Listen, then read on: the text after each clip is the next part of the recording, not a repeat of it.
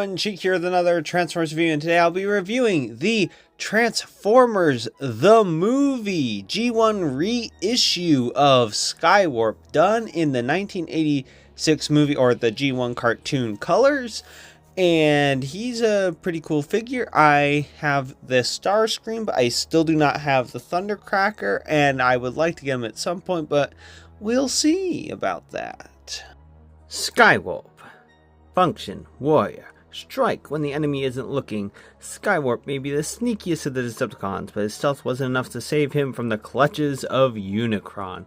Well, he was reformatted by Unicron, so I don't know if that means that, I don't know. I guess it depends on how much of his original personality was there, so yeah, maybe he did die. Anyway, yeah, and also sneakiest as he likes to, teleport and stuff.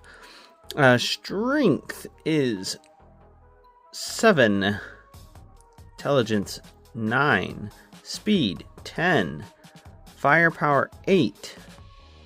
That's pretty cool. He has pretty good stats. I'm not sure what they are compared to Starscream's, but I'm sure they're pretty comparable. And speaking of Starscream, I thought I might as well have them side by side, only for robot mode, because, the only difference is colors. But I did want to show off how their Megatrons are slightly different colored. Starscream's is a darker gray, whereas Skywarp's is a much lighter gray, more like an off-white color than anything else.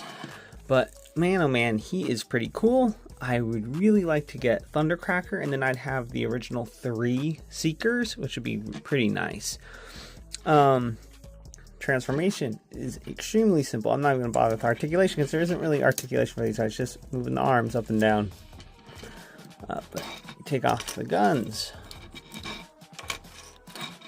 and you can just leave Megatron in the fist if you want. No reason to take it off. Although the original ones didn't have any holes, they're just gloves, so they couldn't hold any guns. And then you can take these off. The instructions technically tell you to take these off, but you don't have to. And if you've seen my Starscream review, I'm pretty sure I transformed him in that one. So it's a kind of rare that I'll transform one that I've already done a review on.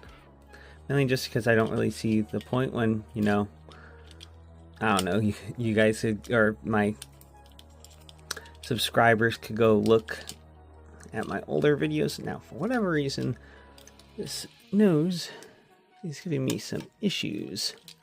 There we are. Guess I just had it positioned wrong, but yeah, get that flipped around, and sometimes parts will pop off anyway. Get those rotated in, and then rotate. And one thing, if you're a very keen observer, I like to store the front landing gear in the cockpit in robot mode, just because less likely to lose it, and it's just a very convenient little spot.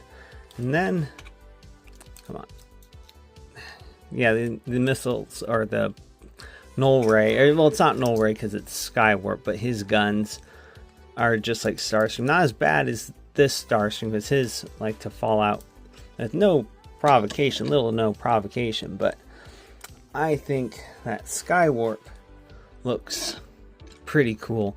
I do like these colors more than Starscream's, although I will say Starscream's is closer to an actual military jet, just minus the blues and reds, unless you're going for a more patriotic American color scheme. But I really do like his. But like I said, I would really love to get Thundercracker as well.